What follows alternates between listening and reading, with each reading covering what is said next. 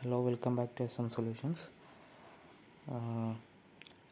ഇന്ന് നമുക്കൊരു ഇന്നത്തെ പാർട്ട് 2 ലാംഗ്വേജസ് എക്സാംസ് ഒക്കെ കഴിഞ്ഞിരിക്കുമായിരിക്കും. നാളെ മുതൽ നമുക്ക് അടുത്ത പരീക്ഷ കെമിസ്ട്രി പരീക്ഷയാണ്. ആ കെമിസ്ട്രി പരീക്ഷ വരെ എങ്ങനെ നമുക്ക് ഉപയോഗപ്രദമായിട്ട് അതിൻ്റെ ഇടയിലുള്ള ഒഴിവ് ദിവസങ്ങൾ ഉപയോഗപ്പെടുത്താം എന്നുള്ളതാണ് ഇന്നത്തെ വീഡിയോയിൽ ചർച്ച ചെയ്യുന്നത്. നമുക്ക് ആകെ പാർട്ട് 2 പരീക്ഷ കഴിഞ്ഞാൽ ഒരു 8 ദിവസം നമുക്ക് എന്തുണ്ട്, ലീവുണ്ട്, ഒഴിവ് ദിവസങ്ങളുണ്ട്. അതിൽ നമ്മൾ തിരിച്ചിരിക്കുന്നത് നമുക്ക് പഠനത്തിന് വേണ്ടി തിരിച്ചിരിക്കുന്നത് 2, 2, 4 അങ്ങനെയാണ് തിരിച്ചിട്ടുള്ളത്.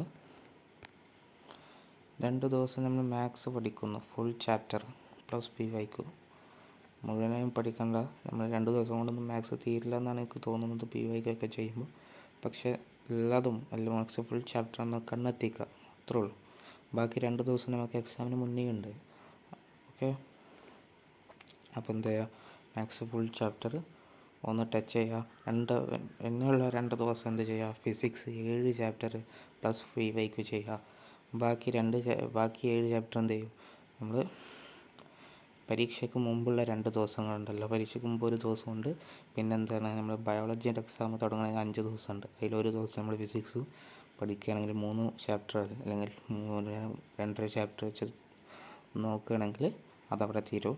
2 ദിവസം കൊണ്ട് ഫിസിക്സ്, 2 ദിവസം കൊണ്ട് മാത്സ് കംപ്ലീറ്റ് ആയി. ബാക്കി 4 ദിവസം പോരെ നമുക്ക് കെമിസ്ട്രി പഠിക്കാൻ, full chapter plus PYQ.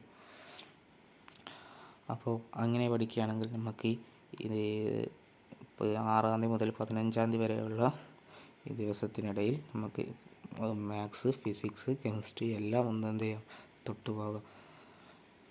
Okay.